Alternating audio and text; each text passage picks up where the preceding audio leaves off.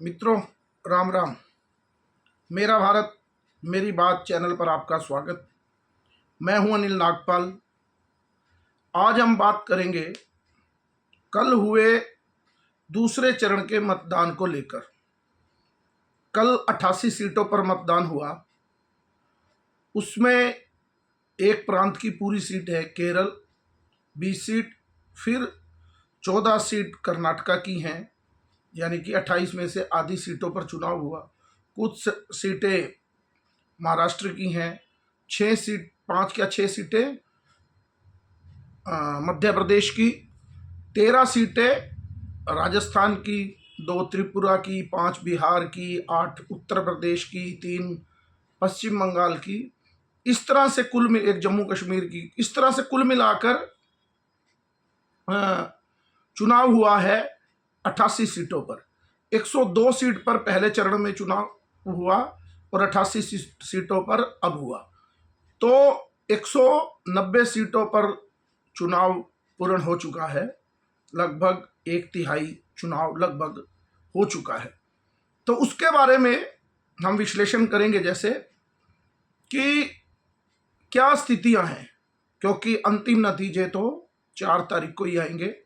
केवल विश्लेषण के नाते, क्लास के नाते हम एक विश्लेषण करते हैं कि किन परिस्थितियों में क्या रहा, क्योंकि बहुत से लोग जानना भी चाहते हैं, क्योंकि इंतजार नहीं होता। तो वो तो विषय है कि पहले ही हमें एक अंदाजा हो क्या हो रहा है, शादी हो घर में या कुछ भी हो, तो पहले एक रहता है कि क्या होगा क्या होगा। तो ये भी उत्सव है, तो इसका अंदाजा लगाने के लिए ही हम लोग चर्चा करते हैं। क्या एक विश्लेषण है, हम कोई सर्वेयर नहीं, लेकिन एक विश्लेषण करते हैं कि किन परिस्थितियों में ये चुनाव किस ओर जा रहा है। तो पहले चरण के जो मतदान था, जिसको कह रहे थे कि उत्साह नहीं है और नीरस चुनाव है, तो अब चुनाव दूसरे चरण में कुछ गर्मी पकड़ा, जबकि मत प्रतिशत थोड़ा सा कम ज़्यादा होगा पहले 2019 के मुकाबले में। वो लंबा चौड़ा विषय नहीं है। कल की हम बात करते हैं, जैसे बिहार को लेकर। बिहार की कल 5 सीटों पर चुनाव हुआ।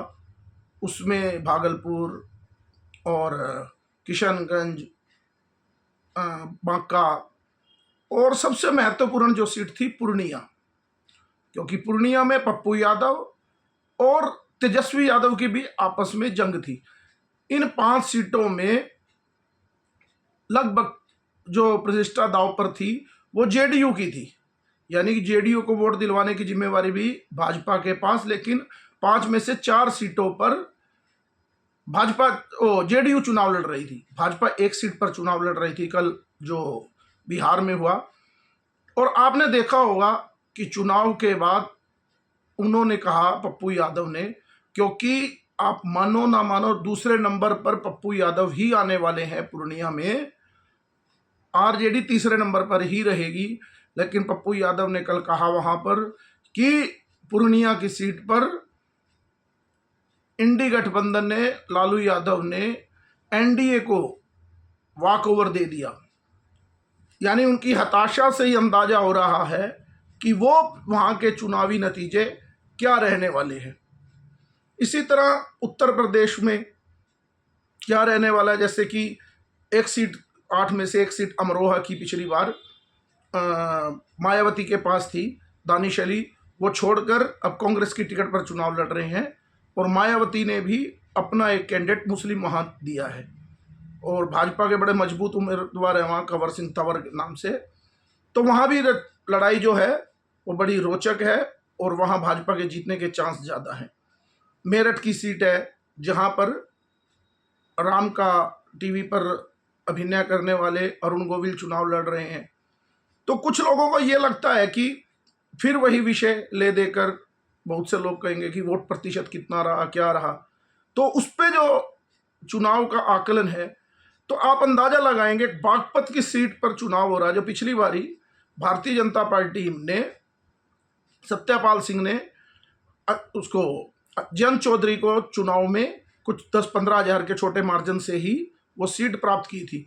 इस बार गठबंधन में वो सीट लोकदल के पास है, जयंत की पार्टी के पास है। वहाँ पर राजकुमार सांगवान नाम से व्यक्ति चुनाव लड़ रहे हैं और वो चुनाव पूरी तरह, क्योंकि वहाँ मुख्य धारा में, मुख्य लड़ाई में ही भाजपा और जयंत की पार्टी थी। अब वो दोनों पार्टी एक हो गई हैं, तो वहाँ चुनाव बिल्कुल एक तरफा हो गया। और जिसको जाट बेल्ट कहते हैं, जहाँ बड़े उत्साह से वोट डाला जाता है, वहाँ पर भी वोट प्रतिशत 54% आ गया। बहुत ज़्यादा वोट डाउन आ गया। क्यों? मैंने पिछले भी एक अंक में जब पहले चरण का हम विश्लेषण कर रहे थे, तो यही बात थी कि किसका नुकसान हो रहा है। बार बार कह रहा हूं कि ये चुनाव जब एक तरफा जाएगा तो वहां पर वोट प्रतिशत कम आएगा। अब आप देखेंगे किशनगंज की सीट जो पूरी तरह 65 से 70% मुस्लिम लोग हैं, वहां पर भी पिछली बार के मुकाबले 12% का मतदान में मुस्लिम इलाके में भी गिरावट आई है। जबकि वहां तो बड़ा उत्साह होना चाहिए, क्योंकि वहां पर ओवैसी की पार्टी भी एक बहुत बड़ा फैक्टर है। और लगता भी यही है मुझे इस बार कि हो सकता है इस बार ओवैसी की पार्टी ही वहां चुनाव जीत जाए, क्योंकि कल टीवी पे काफ़ी लोगों से देख रहे थे उस क्षेत्र के बारे में, तो लग रहा है, क्योंकि ज़्यादातर लोग उस विषय पे भी बोलने वाले थे। पिछली बार भी वो थोड़े से वोटों से पीछे थे। 14,000 से भाजपा हारी थी, 3.5 लाख के लगभग कांग्रेस को मिले थे, 334 के करीब भाजपा को मिले थे और 2,98,000 के करीब वोट पिछली बारी ओवैसी की पार्टी को मिले थे। तो मेरे कहने का मतलब, मत प्रतिशत से भी बहुत से लोग इसको अंदाजे में लगाते हैं, जो पकड़ में नहीं आएगा। मैंने कहा जहां मुकाबला नजदीक होगा वहां पर मत प्रतिशत बढ़ेगा। अब क्या होता है कि बहुत से लोग ये कहते हैं, क्योंकि मैं हरियाणा से रहने वाला हूं, तो मैं देख रहा हूं कि पिछले 8-10 साल से कांग्रेस का यहाँ कोई संगठन नहीं है। अशोक तंवर अध्यक्ष बने थे, अब उनको पार्टी छोड़े भी इतना साल हो गया, पिछला चुनाव भी लड़े अध्यक्ष होते हुए 5 साल पहले। आज वो बीजेपी की टिकट से सिरसा से चुनाव लड़ रहे हैं। फिर उसके बाद उनके हटने के बाद कुमारी शैलजा प्रदेशाध्यक्ष बनी, वो भी सिरसा से कांग्रेस की टिकट पे अब चुनाव लड़ रही हैं। और अब पिछले 1.5-2 साल से उदय भान यहाँ पर अध्यक्ष हैं। लेकिन पिछले 7-8 साल से देख रहा हूँ कि कांग्रेस का कोई जिला अध्यक्ष ही नहीं बना आज तक। ये स्थिति पूरी तरह, और भाजपा जो पार्टी है वो काडर की पार्टी है।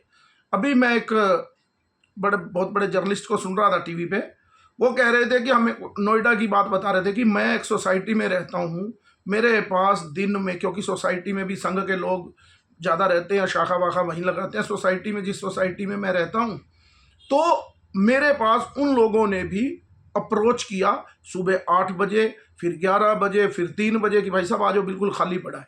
यानी कि वो बता रहे थे कि मैं बार बार ये मेरे पास अप्रोच आ रही थी कि वोट डाल लो, लेकिन दूसरे व्यक्ति यानी कि कांग्रेस का तो वहां कोई चुनाव लड़ने वाला ही नहीं था। तो ये परिस्थितियां, अब लोगों को ये लगता है कि भाजपा के कार्यकर्ता ही कांग्रेस का चुनाव भी लड़े। अब 2-3% मत कम होता है। अब जो आप देखेंगे एक सीट जो उन्होंने जीती पिछली बार, अमरोहा, उस पर लगभग 5% का मार्जिन था चुनाव का। अब बसपा और सपा अलग लड़ रही हैं, तो वो डिफरेंस वो बढ़ गया, क्योंकि वहाँ दलित वोट भी काफ़ी है, दलित और मुस्लिम का एक कम्बिनेशन बनता है हमेशा अमरोहा में। तो वो दानिश अली बसपा से ही लड़े थे, इस बार वो सपा से लड़ रहे हैं, और मुसलमान कैंडिडेट वहाँ बसपा का भी है। और इसी तरह जहाँ भाजपा जीती पिछली बारी, एक सीट बागपत में नज़दीकी मुकाबला था। बाकी सीटों पर, चाहे वो गाजियाबाद हो, गौतम बुद्ध नगर हो, मथुरा की सीट हो, अब मथुरा का ही लगाएंगे आप, तो मथुरा में 11% वोट प्रतिशत कम हो गया। जबकि सब लोगों को ये है कि मथुरा का कृष्ण जन्मभूमि का फैसला भी कौन करेगा? योगी और मोदी करेंगे। उसके बावजूद भी वोट प्रतिशत कम आ रहा है, तो इसका मतलब क्लियर है कि भाजपा के जो कार्यकर्ता और जो वोटर है वो पूरी तरह निकल रहे हैं। अब जो लोग हिंदू हैं, सारा दिन वो पूजा करते हैं, घर में धर्म की जय हो, धर्म का नाश हो, प्राणियों में सद्भावना हो, वो सुबह घंटी बजा के आरती करते हैं, और उनकी पार्टी जिसको उन्होंने वोट देना होता है वो हिंदू और मंदिर विरोध में खड़ी है, तो वो किस भाव में वोट डालने जाएंगे? यहीं से अंदाजा लगाएंगे। तो अब वोट प्रतिशत में अगर जाएंगे तो केरल में लगभग 12% वोट कम हुआ। वहां तो बीजेपी का कोई फैक्टर नहीं है, वहां तो चुनाव बसपा सीपीआई और कांग्रेस के बीच यानी यूडीएफ और एलडीएफ के बीच में है, क्योंकि वहां लगभग कांग्रेस बढ़त की ओर है, वहां चुनाव उनका एक तरफा है। तो वहां पर आप मानेंगे तो वहां भी वोट प्रतिशत कम हुआ। अब बेंगलुरु को लेंगे, बेंगलुरु की 4 सीटें, 3 सीट पे मतदान डरा। सबसे कम मत प्रतिशत बेंगलुरु साउथ में हुआ, जहां तेजस्वी सूर्या खड़े हैं। बहुत बड़ी मार्जिन है, 1991 से ये सीट भाजपा के पास है और वहां सबसे कम मत प्रतिशत है। क्यों? मुकाबला है नहीं, वहां भाजपा कभी हारती नहीं और बड़ा मजबूत उम्मीदवार है। कांग्रेस का उम्मीदवार भी कोई इतना विशेष नहीं है। और उसी के बराबर लगती सीट है बेंगलुरु ग्रामीण। वहां पर पूरे देश में दूसरे चरण में यानी कि दूसरे नंबर पे, तीसरे नंबर पे वहां हुआ। मांड्या में सबसे ज्यादा चुनाव में वोट प्रतिशत हुआ। मांड्या में कुमार स्वामी चुनाव लड़ रहे हैं तो लगभग 82% वोट डला। पिछली बार से भी ज्यादा, वो भाजपा के साथ चुनाव मिलकर लड़ रहे हैं तो वहां पर 82% वोट डला। और मैं जो बात कर रहा था बेंगलुरु ग्रामीण की, जहां पर पिछली बारी कांग्रेस ने एक ही सीट जीती थी 2019 के चुनाव में, वो थी बेंगलुरु ग्रामीण। बेंगलुरु ग्रामीण में जो वहां के मुख्यमंत्री हैं, उप मुख्यमंत्री हैं डीके शिव कुमार, उनके सुरेश शिव कुमार के छोटे भाई डीके सुरेश चुनाव लड़ रहे हैं। और पिछली बार वो लड़े थे और भाजपा ने भी, वो वोक्कालिंगा है, और भाजपा ने भी वहां एक जबरदस्त मजबूत ए मंजूनाथ को चुनाव में उतारा, जो कि कमल के निशान पर लड़ रहे हैं। और वो पिछली बारी तो वो उनके दामाद हैं देवेगौड़ा की, यानी कि देवेगौड़ा का जो दामाद है वो लड़ रहे हैं ग्रामीण में बेंगलोर। और वहां मत प्रतिशत बहुत हाई रहा, 72-73% के करीब। और जबकि साउथ बेंगलुरु में लगभग 44-45% चुनाव का मतदान रहा, मत प्रतिशत रहा। यानी कि इससे अंदाजा नहीं लगेगा कि कौन, जहां मुकाबला राजस्थान में आप देखेंगे, बाड़मेर की सीट है जहां पर जबरदस्त कांटे की लड़ाई है। भाजपा के हरीश चौधरी और भाजपा के ही बागी हैं, वो भी मोदी के नाम से ही चुनाव लड़ रहे हैं। भाटी बहुत प्रसिद्ध नाम हुआ, रविंदर भाटी, एक पप्पू यादव, रविंदर भाटी, इस तरह एक बिहार में कल पवन जिनको बीजेपी ने टिकट दी थी। कुछ निर्दलियों का भी इस चुनाव में बहुत बोलबाला है, तो उसमें रविंदर भाटी है। तो वहां भी लगभग 72%। कोटा में अच्छा, क्योंकि कोटा में भी जो स्पीकर हैं उनके ही साथी वहां उनके खिलाफ कांग्रेस की सीट पे चुनाव लड़ रहे हैं, तो वहां भी सक्रियता है। तो वहां भी 70% के करीब वोट डला। मेरे और चित्तौड़ में देखेंगे आप, जहां भाजपा का कोई वहां सामने कांग्रेस के बूथ ही नहीं लगे, तो वहां पर वोट प्रतिशत कम हुआ। और कुछ लोग इसी को बना रहे हैं कि भाजपा की सीटें कम हो जाएंगी। जिन जिन सीट पे इतना ज़्यादा डिफरेंस है, आप एक बार रिसर्च करेंगे सब सीटों पे, वहां पर भाजपा 25 से लेकर 28% के गैप में चुनाव जीती है। पिछली बार वोट प्रतिशत 3% कम हो गया, सारा भाजपा का कम हो गया। फिर कुछ लोग कहते हैं कि ऐसा हो गया तो क्या, क्योंकि लहर नहीं है, यही विषय है ना, लहर नहीं है।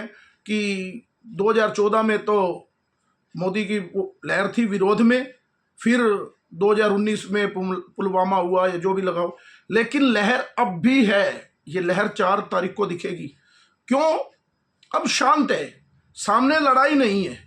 पिछली बार एक गठबंधन बड़ा मजबूती से था सामने, और खास तौर पे उत्तर प्रदेश, क्योंकि चुनाव में सबसे ज्यादा इफेक्ट डालता है उत्तर प्रदेश। उत्तर प्रदेश में आरएलडी, सपा, बसपा सब थे, तो पूरे नॉर्थ में एक चुनाव का एक माहौल था, जिससे लगता था कि चुनाव बड़ा मजबूत है, आमने सामने की लड़ाई है, सभी हथियार खुले हुए थे। लेकिन इस बार ऐसी स्थिति नहीं है, तो सब जगह नीरस है। अब गठबंधन है, मान लो दिल्ली में गठबंधन है आम आदमी पार्टी का और कांग्रेस का। अब किससे लड़ाई करे? क्यों? ना तो आम आदमी पार्टी का किसी को मन करता है उदित के लिए लड़ने का, और पंजाब में वो गाली दे रहे हैं, पंजाब में गठबंधन नहीं किया तो किस भाव से जुड़ेगा। लेकिन 2019 में जो गठबंधन था तो वो पूर्ण था।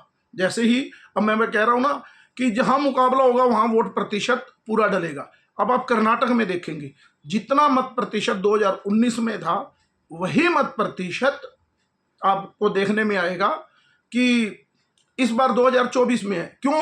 वहां पर कांग्रेस की सरकार है और भाजपा वहां बड़ी ताकतवर है, तो वहां लड़ाई पूरी जबरदस्त है, इसलिए वहां मत प्रतिशत उसी रेशो में ही जा रहा है।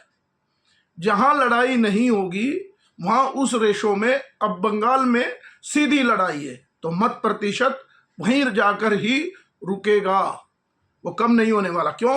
दोनों के कार्यकर्ता सक्रिय हैं। कांग्रेस के तो क्योंकि वहां सरकार है इसलिए, नहीं तो कांग्रेस का संगठन, जहां अगर सरकार नहीं है तो कांग्रेस का संगठन नहीं है, वो केवल और केवल मोदी विरोध के सहारे ही अपनी नैया को पार करना चाह रहे हैं।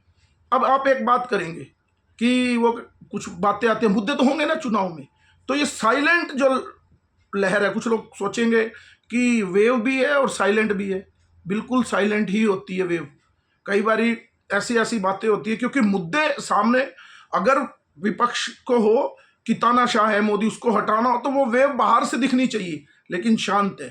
क्योंकि जिससे भी आप बात करेंगे तो एक ही बात आती है कि मोदी के पक्ष में भी हवा नहीं है और विरोध तो है ही नहीं, और विरोध होगा भी नहीं। क्यों? हर एक को पता है, आपने देखा होगा, चाहे आप किसी भी प्रांत में रहते हो, किसी भी शहर में रहते होंगे, आपको ये लगता है कि मैं स्टेशन पे जाता हूँ कहीं भी घूमने के लिए या कहीं बाहर जाने के लिए, मेरा स्टेशन तो बहुत सुंदर हो गया, मेरे को तो आयुष्मान कार्ड मिल गया, और जो गरीब तबका है वो ये कह रहा है कि मुझे तो मकान मिल गया। मैं बहुत से लोगों को जानता हूं जिनको 2.5 लाख रुपए मिल गए, 3 करोड़ लोगों के मकान बन गए, 4 लाख का आगे टारगेट है, और उसके बाद शौचालय सबके पास हो गया, उसके बाद राशन मिल रहा है। तो मेरे कहने का मतलब, और जो गाड़ियों पे सफर करने वाले हैं, बहुत से लोग हैं, हम घूमते हैं, बाहर घूमते हैं, तो बहुत से लोग हैं कि बाहर निकलते कहते क्या रोड बन गए। कोई ऐसा शहर, जम्मू कश्मीर से लेके कन्याकुमारी, अटक से लेके कटक तक, कोई ऐसा शहर नहीं जिसके शहर से 15 किलोमीटर बाहर निकलते ही हाईवे, नए नए हाईवे ना शुरू हो। हर जगह काम चल रहा है। तो विकास का मुद्दा अगर बात आएगी विकास की, तो विकास तो क्यों वोट नहीं देंगे कांग्रेस को? ऐसा क्या मामला है? फिर ये जो घोषणा पत्र दूसरे चरण में मोदी जी ने उनके बारे में बताया कि किस तरह से वो आरक्षण करके उनको देना चाहते हैं, उस चुनाव की भी गर्मी है। तो क्या कारण है कि मोदी जी के खिलाफ एक वेव बनेगी? कोई एक कारण तो हो कि बस केवल इतना कि मत प्रतिशत 3% कम हो गया इसलिए मोदी जी की हवा खत्म हो गई। कहने वाले बस इसी विषय पर लेकर चलते हैं। अगर यही बात, मैंने पहले भी कहा, अगर यही विषय है तो फिर केरल में भी यही स्थिति होनी चाहिए। वायनाड से, जहां से राहुल गांधी प्रधानमंत्री बनने के सपने के साथ चुनाव लड़ रहे हैं, वहां पर 9 से 10% मत प्रतिशत गिरा है। तो इसका क्या अंदाजा लगाया जाए? इसका मतलब राहुल जी हारने वाले हैं, लेकिन वो हारने वाले नहीं है वहां से, लेकिन 10% मत गिरा है वहां पर वायनाड में। तो इससे कुछ ये अंदाजा नहीं है। क्यों? उनका चुनाव है, वहां मुस्लिम लोग हैं, उनका एक तरफा चुनाव है। भाजपा वहां तो केवल चुनाव लड़ने के लिए लड़ रही है, और सीपीआई चुनाव अच्छा बनाया उन्होंने, लेकिन उस तरह से चुनाव नहीं हो सकता, इसलिए नीरस चुनाव है वहां पर। क्यों? अकेला आदमी जब चुनाव लड़ रहा है अखाड़े में, तो सामने वाला भी सोचता है कि वो जीत रहा है तो कोई नहीं, अपना रिलैक्स होकर बैठेंगे। पीछे भी मैंने बताया था, जब जिम्बाब्वे और भारत का मैच हो तो वॉक ओवर जैसा ही काम होता है, लेकिन फिर भी कई चिंताएं होती है, क्योंकि ज़्यादातर जो चुनाव होता है, मत प्रतिशत अगर गिरता है वो भाजपा को नुकसान रहता है। क्योंकि पहले भाजपा को ये लगता था, जब पहले, कि भाजपा एक शहरी पार्टी थी, तो ये नुकसान भाई शहर के लोग वोट है। लेकिन आज भाजपा, आप देखेंगे 2019 के चुनावी नतीजे, भाजपा शहर की बजाय गांव की सीटें अब ज़्यादा जीतती है। तो ये कोई कारण नहीं है, पहले नुकसान, अब कोई वो विषय नहीं है। और फिर जो मुख्य कारण चुनाव जीतने के हैं, मोदी की गारंटी, ये जो पूरा चुनाव है ये केवल और केवल, इसका कोई एजेंडा नहीं है। जैसे 2014 में एक एजेंडा था कांग्रेस हटाओ, 2019 में जैसे मैंने पहले भी कहा राष्ट्रवाद, क्योंकि पुलवामा के बाद जो एयर स्ट्राइक हुई थी। लेकिन इस चुनाव में केवल एक ही मुद्दा है, नरेंद्र मोदी। सारा चुनाव नरेंद्र मोदी, नरेंद्र मोदी, नरेंद्र मोदी। और यूपी में नरेंद्र मोदी और योगी, आप कल्पना करिए, क्या योगी और मोदी को अगर यूपी में हटा देंगे चुनाव से तो वो क्या चुनाव रह जाएगा, वहां निरस्ता चुनाव हो जाएगा। और मोदी ने अब चुनाव को इसमें कांग्रेस के जो एजेंडा है उसको भी बीच में शामिल किया है, और वो भी एक मुद्दा इस चुनाव में बना है। तो आज हमने एक विश्लेषण किया छोटा सा, कि क्योंकि फिर वीडियो लंबी हो जाएगी, तो एक एक सीट पे भी कर सकते थे, किस सीट पे कितना वोट डला वो किसी एक दिन करेंगे, एक दिन एक एक बार 2 4 5 सीट लिया करेंगे किसी विषय को लेकर, और किस सीट पर क्या रहने वाला है। आपको मेरी बात ठीक लगे तो लाइक कीजिए, मेरे चैनल को सब्सक्राइब कीजिए और शेयर कीजिए, और ज़्यादा से ज़्यादा मेरे साथ जुड़िए। और कोई भी आपका सुझाव हो तो कमेंट करिए, ताकि मैं उसी विषय को फिर आपके बीच में ला सकूं। जय श्री राम, भारत माता की जय।